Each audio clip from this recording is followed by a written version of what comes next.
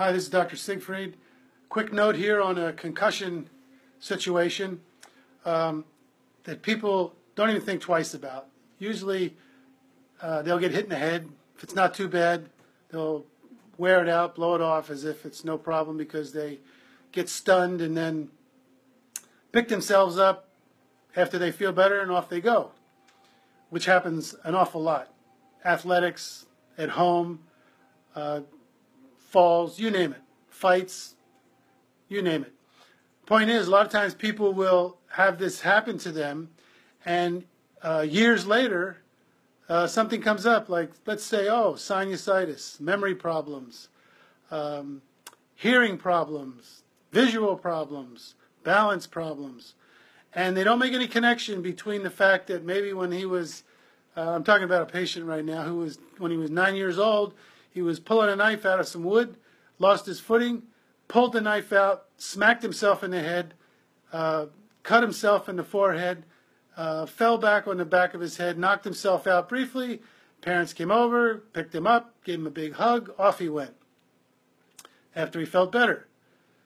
As time went on, he got some headaches and sinus problems, but nobody mentioned any of that connected to the head blow. And here he is, age, how old is this? He's 62. Can't sleep, memory's in the tank, balance is in the tank, taking sinus medicine, already had one sinus surgery, helped a little bit, but not enough to get rid of the other symptoms. Still not breathing properly, taking a drug just to get himself going in the morning because he can't get to sleep because his head gets so much pressure from the sinuses, then he gets headaches. So he can't get to sleep. If he does get to sleep, he kind of passes out, wakes up in the morning exhausted, so he's got to take a hit of this caffeine drug. He snores, doesn't have a CPAP machine because fortunately they told him he was told he didn't need one. So in any case, after evaluating him, come to realize that his head's tighter than a drum. So once we evaluate the head, go back through the history, realize that the major contributing factor was a blow to the head when he was 9 years old. He's had other blows to the head as time's gone on as well because he's a laborer. But the initial one, which started the ball rolling, so to speak, created the symptom complex, which has just gotten worse and worse over the years, to the extent that he's just not functioning the way he'd like to. In fact, it's getting harder and harder for him to function on a daily basis, to do his work. So we were able to evaluate him and give him a treatment. And right after the treatment, with the bilateral nasal specific, he was able to breathe better for the first time. He doesn't remember when he was breathing so well. I told him that it'll be, he might be able to, he's breathing a little bit better now, but he'll be congested and his sinuses might drain a whole lot.